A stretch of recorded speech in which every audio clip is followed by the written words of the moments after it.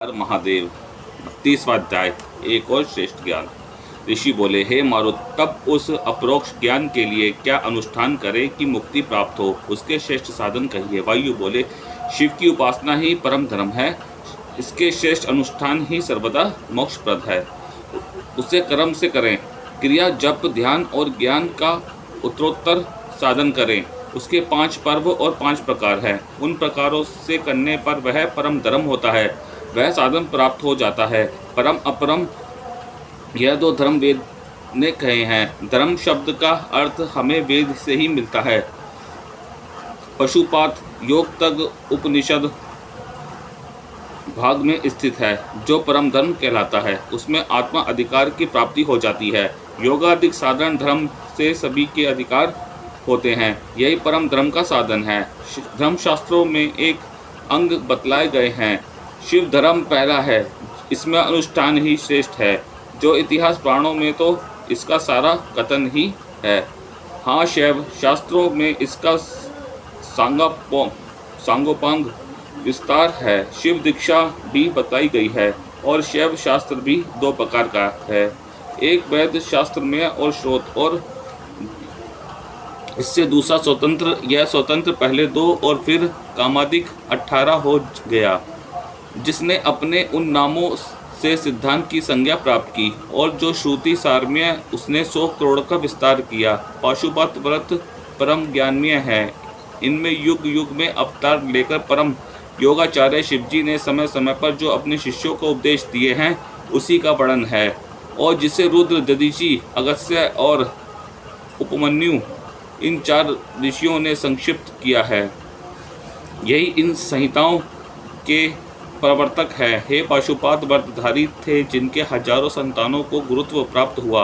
उनका कहना है कि चर्मादि भेद से आत्मा 4 प्रकार का है। उन्होंने कहा है कि पशुपात योग निश्चय ही शिव को प्रकट कराता है। इसी से इस श्रेष्ठ अनुष्ठान का पशुपात नाम पड़ा है। तब इसका उपाय जो ब्रह्मा जी ने कहा है, मैं उसी को कहता हूँ। वह अष्टांग योग जिससे शिवजी ने ही कहा है। इस योग से एक साथ ही शैवी बुद्धि प्राप्त हो जाती है। फिर तो परम ज्ञान प्राप्त हो जाता है, और उस पर शिवजी शीघ्र ही प्रसन्न हो जाते हैं। फिर तो उनका प्रसाद परम योग को दे उसे शिव को प्रत्यक्ष कर देता है, जिसके प्रत्यक्ष होने से संसार का कारण मुक्त हो जाता है। मुक्त होकर वह शिव समान हो जाता है। ब्रह्मा जी ने अलग अलग 8 उपाय कहे। उनके शिव, महेश्वर, रुद्र, पितामह, विष्णु, ब्रह्मा, संसार, वेद और सर्वज्ञ परमात्मा, ये मुख्य 8 नाम है जो सभी शिव का प्रतिपादन करते हैं। इनमें शांत्यतीत से क्रमशः 5 तो शिव के प्रतिपादक हैं। शिव, महेश्वर, रुद्र, विष्णु और ब्रह्मा ये उपाधिधारी हैं। शिव आदि संगक हैं।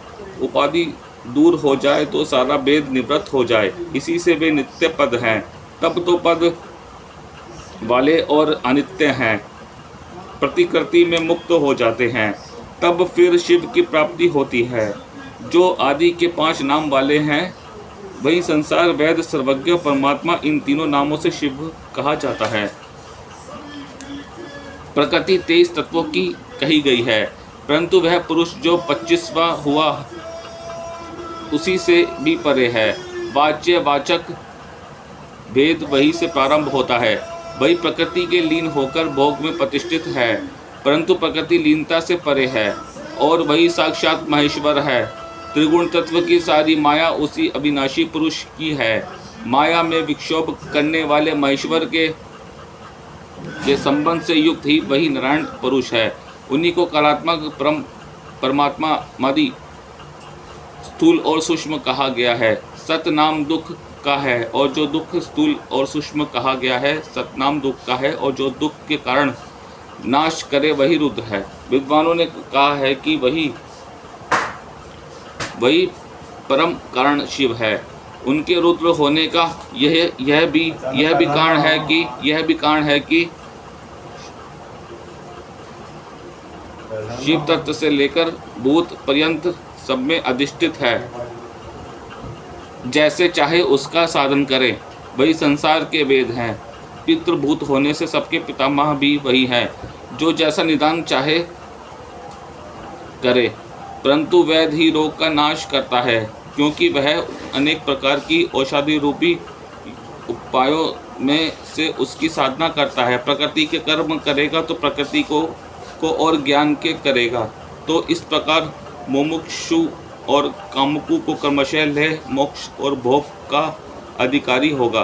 परंतु ईश्वर संसार मूल की निवृत्ति करने वाले और जगत पाती है। वही सब तत्वों के ज्ञाता और संसार के वेद हैं।